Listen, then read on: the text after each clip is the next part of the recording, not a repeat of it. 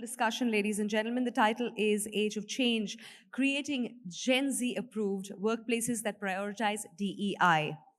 Was the moderator for the session, Varun Mishra, Principal, Boston Consulting Group. A round of applause, please, for Mr. Varun Mishra. Ladies and gentlemen, let's put our hands together and make some noise. And keep that applause coming for our panelists as well. Bhavna, Kumar, Global HRBP Corporate Functions Technology and Tech Centers, Head HR Infrastructure and Co-Lead DEI India, Deutsche Bank AG. A round of applause, please, for Bhavna Kumar.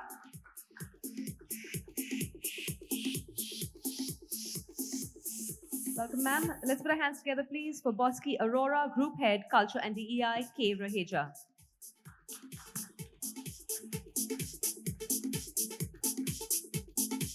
Rajendra, Mehta, CHRO, Suzlon Energy.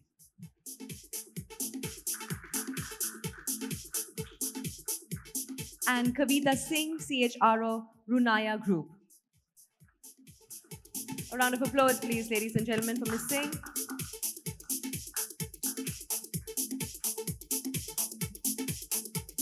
Welcome to each of you. Sir, handing it over to you.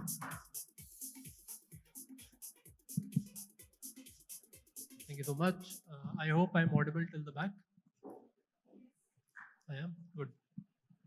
So I'll start on a lighter note. I am a consultant. So apart from making fancy slides at BCG, I also do a bit of recruitment. In BCG, recruitment is slightly unorganized. So the core consulting team leads recruitment for different campuses. We don't have a recruiting HR team like we do in general organizations. So as a part of my daily job, I also have to experience this joy called recruiting young people. And another fun thing about consulting firms is we only hire young janta. We don't have lateral hires, right? So even our India head would have been hired as a senior associate and he would have stayed in the organization for 23 years and then he became an Indian. So as a 30-something person, I have to interact with a 23-year-old almost twice every year. And I started this journey 6 years back. If you would have talked to a 6-year back Varun Mishra and you would have asked him a question like, okay, Varun, what is BCG's ERG policy? Or when will you assign me a pride buddy? You would not have understood any of those words. So in 6 years, my life has changed so much. And on this panel, I have 4 people who do this for a living. So it'll be an interesting discussion to see, one, how their lives have changed, how they have seen the world change, how they have seen the expectations change, and how they have managed to catch up with it, or to be a little blunt, cope with it. What I'll do is I'll start with a broader open question. I think the reason we are having this discussion, the core issue or the core agenda here is that there is a big difference between the expectations and belief system of Gen Z versus whatever we have seen earlier, right? BCG keeps on doing a lot of analysis and research. Gen Z is the most out generation ever. According to our data, every organization has around 15% people who either publicly disclose or don't, but consider themselves as a part of the Pride group or the LI group. So there is a tectonic shift in terms of expectations, and that is coming from a very different value system, a very different belief system. So why don't I go around the panel and try to just probe what have you seen or how have you seen, maybe we can start with you, expectations change. So good evening and thank you ET for having us here today. The risk of sitting in one or the other corner is that your turn comes first. So let me take this opportunity. So I believe that the context under which each generation lives shapes up the way that individuals typically behave.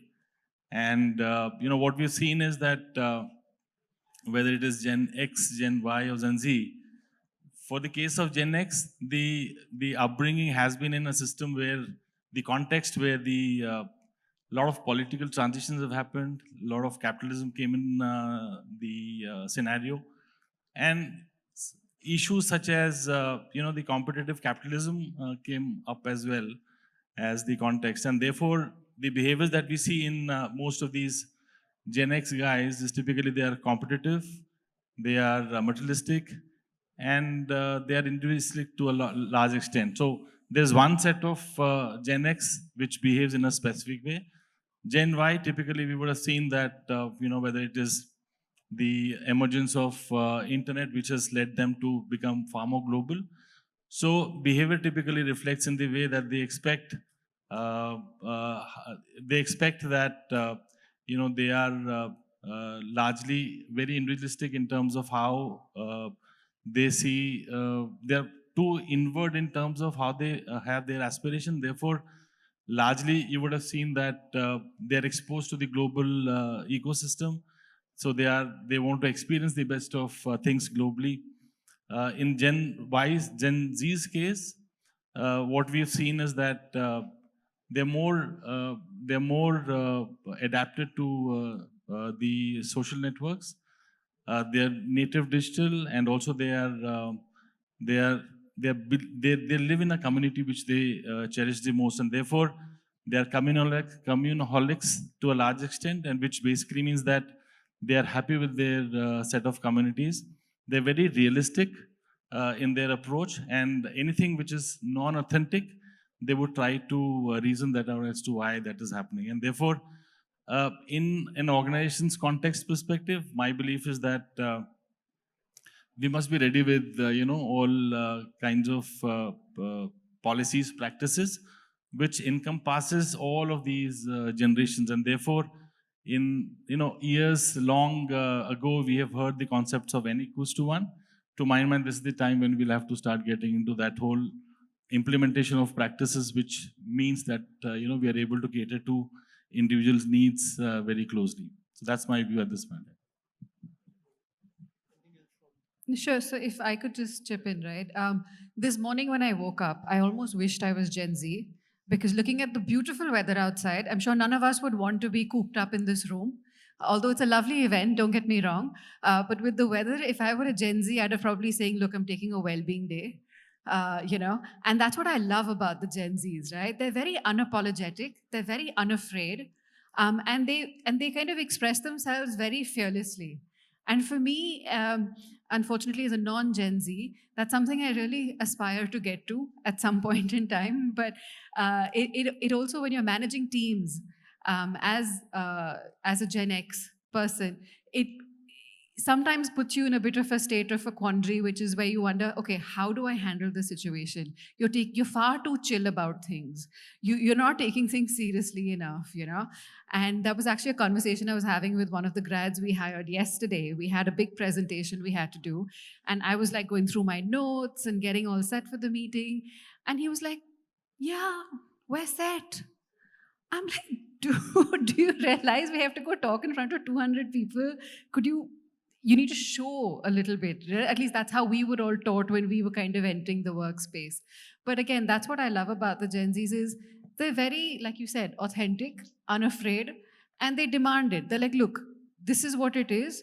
If the weather is beautiful, that's where I'm going to be if I'm not really required here. So I think we can all agree there is a degree of candor and maybe higher self-realization.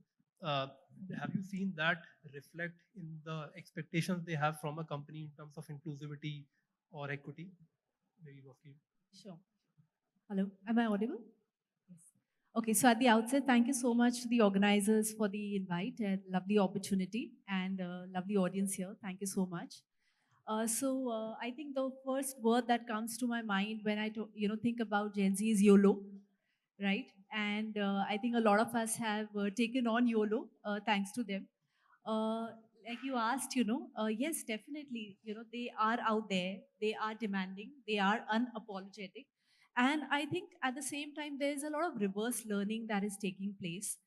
So at least in my workplace context, over the last couple of years, I've seen the more we have hired and recruited Gen Z. Earlier, like we used to say, it was the employer's market. Today, it is definitely the employees market that even when we go to, campuses to recruit and hire, there are a list of questions that your, Gen Z is ready with to ask you, whether these things are there in place or not. And some of the things that they definitely want to understand is areas around how are we focusing on DEI? I never imagined asking a recruiter, questions around DEI. They ask about, so my latest hiring that I did was from NM. I had questions around, do you have collaborative workspaces in your office?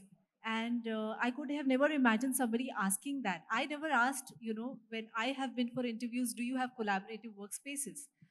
They ask about things such as, is there feedback mechanism?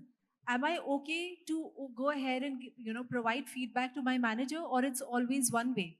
So these are some of the things that I've seen as trends which are emerging, and these are some of the things that are helping us as HR teams to think about processes, policies, and not only from top down, but a lot of push from bottom up, which is beautiful, I think.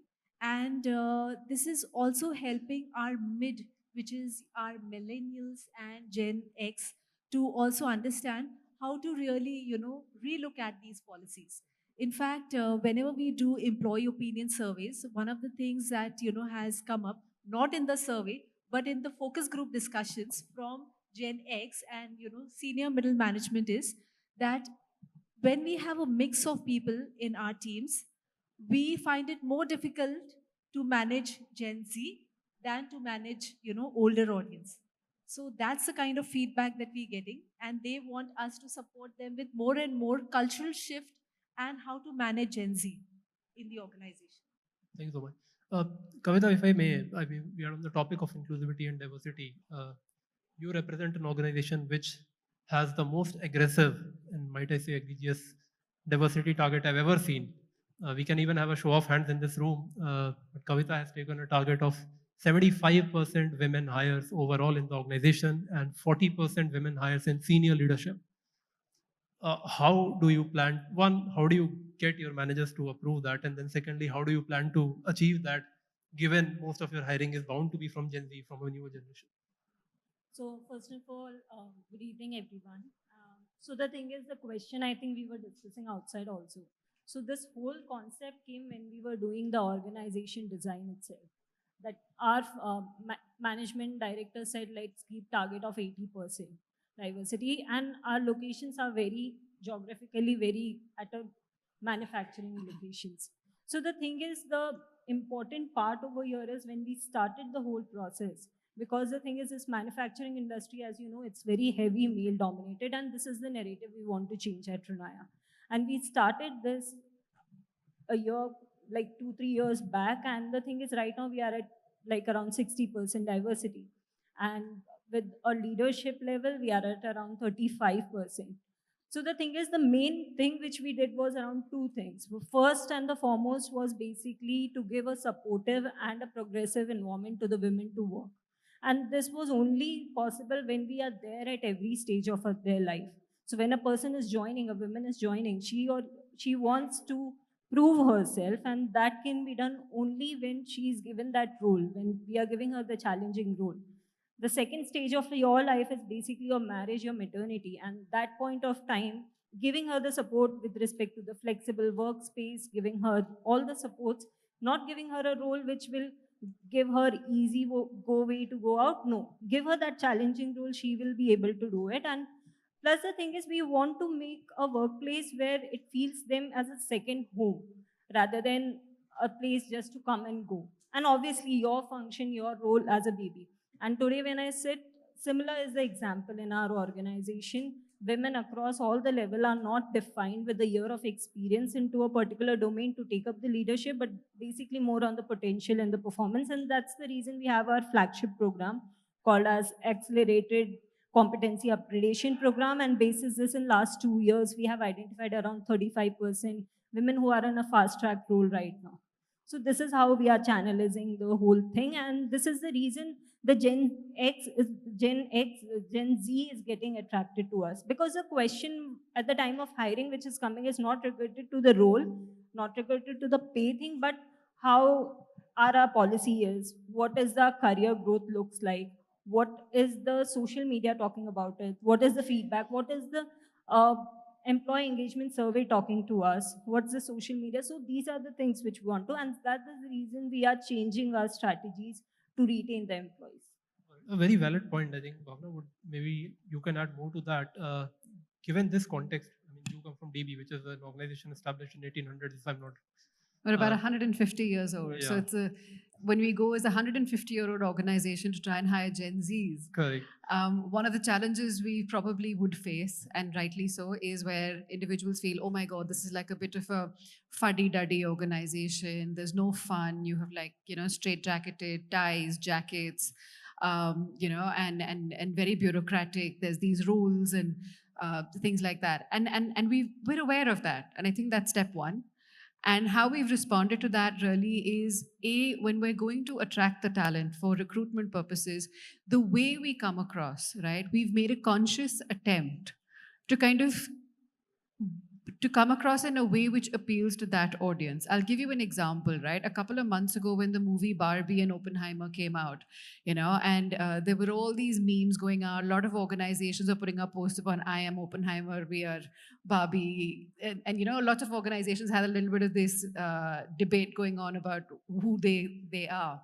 And I was so pleased and proud that DB, a 150-year-old banking and financial services organization, actually globally, not just in India, globally we participated in that meme. And we continue to kind of do that to be able to connect with the cohort, right? Another thing we do is we don't just put up job descriptions or say, okay, we're hiring for a Java developer, for example, in technology, or we need someone in investment banking. We're actually now showcasing stories of people where they'll come in and talk about what's my day like, what do I do. So it's a visual medium rather than through videos, rather than reading an article sort of a thing. That's on the attraction side of thing, right? Once they're in the organization, again, how do you hold on to them? Because again, Gen Zs, like we said, they wear their aspirations on their sleeve. They're very unafraid to kind of demand for things, right? I remember when I just joined, I got my first promotion, I think 6 years or something after joining the organization. Today, if I tell a campus hire, you're going to get your first promotion 6, 7 years after joining, they're going to be like, see you, I'm out the door. So as an organization, changing our approach or our ways of working to have that immediate gratification in terms of accelerated career paths while still being true to the organization's ethos. So marrying the two. So we've actually introduced accelerated career progression paths in our technology teams, which is one of our largest teams that we have. And it's been received with such warmth and with open arms to say, can't believe you've actually done this. And we have other divisions now saying, hang on, can we try this as well? So creating that aspirational competitiveness is fabulous. And on the development side, again, right, looking at, we'd earlier, again, back in the day, you would be kind of locked up in a room and you'd have a trainer talk to you. Again, we've changed that as saying that may not apply to everybody.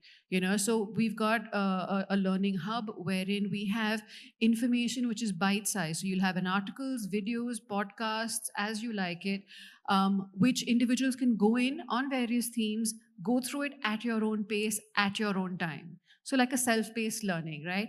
Because they know what they want to do. You just need to show them the direction. And when you tell them, look, this is available, this is a theme, this is what we'd like you to do, the uptick again has been tremendous, where they appreciate you giving them that freedom, that responsibility, if you like. So that then works. So let me pivot from that, Rajendra. So Suzlon, I mean, it's the IT organization. A lot of people want to work for Suzlon, especially from Gen Z, because it has a purpose attached to it. Yeah. I know in my friend circles, it's a cool thing to do. How do you manage those expectations, right? Because with that image also comes an image that your DEI policies will be up to the notch. They'll be flexible, right? There'll be an expectation around flexi work culture. And how have you sort of managed to build that? So I'll get back to the fundamentals that Gen Z typically would expect. So I think one area that we are focused on is saying that to do those ratios. Typically, if we say something and do something else, that authenticity has to come by. So I think what we're trying to do through all our communication to leadership and across the level, whether in plants or site levels, we are trying to measure the ratio of authenticity that leaders have. So that's one area that we are focused on. We are also looking at that, this generation is not wanting to own up, but I think they are happy to share the facilities that are there. So the intent to own up something, like in our generation, we wanted to own up a car or we wanted to own up a house. So the policies restricted around those kinds of boundaries, that this is the entitlement at that's this level. Here, that's not the expectation. They don't want to own up, but can we make certain access of certain things available to them which they want? Now, if they want an access for the travel, that they want to travel across to a certain geographies and they want to have ACO that new company gives them access to, they're happy with that. So those are some of the policies that we are working towards. On this bite-sized learning, like Bhavna is talking about, we have implemented LXPs to ensure that we create the lattice for them, and that lattice is through a conversation. We're saying that if we have to ensure that we ensure that you remain engaged with the organization, what are those few paths that you want to take? Because we are conscious here that this generation is wanting to experiment with unlimited capabilities that they have. So it is not necessarily that in their own domain, but they want to do something else as well. So do we have those opportunities for them to explore? So those lattices are also getting defined. From a pay perspective, what we're trying to do is to ensure that there is a set of value that we give them access to. In the current context, we say that HRA and this is the limit, etc., etc. There we're saying that this is the kitty available, you spend the way you want and we'll be happy. So we don't want to limit them to say that in this year I have identified these few elements on which my salary will be, but choose the way you want. Plethora of those things we are trying to do. Our objective is that the whole culture of the organization, if it is not right, it is not right because the lifestyle that the individual wants to have and the work style that we give them, if there is a mismatch in that kind of scenarios, then the culture misfit happens, and we want to reduce that as much as possible. And like I said, that n equals to 1, we need to be focused on ensuring that each generation has set of policies, practices, which, and it's a blurred line where they experiment, they experience the organization on those lines. So that's the area we are working towards. That's a fair point. I think what I'm also hearing is that there is a lot of need to change and constantly adapt to ever evolving expectations. Correct. Yeah. Correct. And Bosky, you talk a lot about improving HR functions through behavioral sciences. Could you talk a bit about more how that plays a role into optimizing or improving the HR function for really targeting and winning with Gen Z? Sure, sure. So maybe I'll spend half a minute to just explain what behavioral sciences is all about. So behavioral sciences is essentially study of human behavior, and it draws insight from various disciplines such as psychology, sociology, anthropology, economics, cognitive sciences. So it's an amalgamation of all of these disciplines to understand why people behave the way they do, what are some of the motivating factors for them, how much nudge one needs so that they are able to make impactful decision making, what is the kind of engagement one can have at what levels in at workplaces, and so on and so forth, org behavior, social dynamics. So based on that, we've done a couple of experiments as well in the past organization, and what we've learned is that from a lot of interactions and behavioral sciences, what we understand is Gen Z is somebody who looks up to organizations if they have purpose-driven, purposes, core values and beliefs. So if you are an organization which is about come to work daily and we'll see what is to be done, they do not relate to you so much. But if you have a clear purpose in mind and this is what you want to do, in the coming years and so on, they relate more to you. They relate more to you when you are very clear in terms of these are the core values that we stand for. Because they are somebody who wants to associate themselves with organization who have clear values with them. They are somebody who wants to associate with the organization wherein DEI cuts across all the people processes. So just like engagement, I strongly believe that DEI is one key vertical, which is not really a horizontal or other vertical, but it's a horizontal thing which cuts across all people practices. So when we hire for potential. We tell them what is it that you can look forward to as your career path in the coming years, right? So that's from hiring perspective. When we engage not only from festival perspective, but a very strategic perspective to engagement is what we work towards. When we have talent management, we ensure that we have career pathing. We ensure that there are talent councils, and whatever is the result, we communicate this to them because Gen Z wants to know whether they are part of high potential or not. And if they are not, they ask you questions that how can I be there? So these are some of the things. And one very, very simple yet undermined aspect of talent management is, I think, feedback. So like they say, feedback is the breakfast for champions, but that's something which is so undermined. And this is the generation which believes not only in feedback but also feed forward.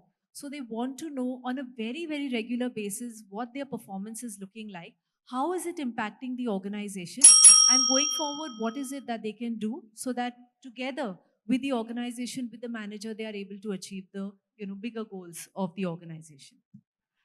Time is up. So Good. Thank you so much, first of all. I think we have covered a fair bit of ground today as to, I mean, how to attract talent. That has changed completely. So if your HR portal is sending out emails to candidates hoping that will do the trick, it will not work. You need to have a social media policy, right? How to get the right mix of talent, those numbers, those benchmarks have changed. 20%, 30% is no longer diversity. What your workplace should be like, what your policy should be like, what your work hours should be like, where should your people work from, has also completely changed. And then lastly, what we discuss right now, the way you give feedback, the way you nurture and grow someone, that has also completely changed. So this warrants a complete relook at your HR policies, right from hire to retire, and in a ever evolving world. But thank you so much, everyone, for joining us here today. Thank you, Varun. Thank you. Amazing discussion. Thank you. thank you Ladies so and much. gentlemen, let's put our hands together for our panelists and, of course, Mr. Varun Mishra. Thank you so much.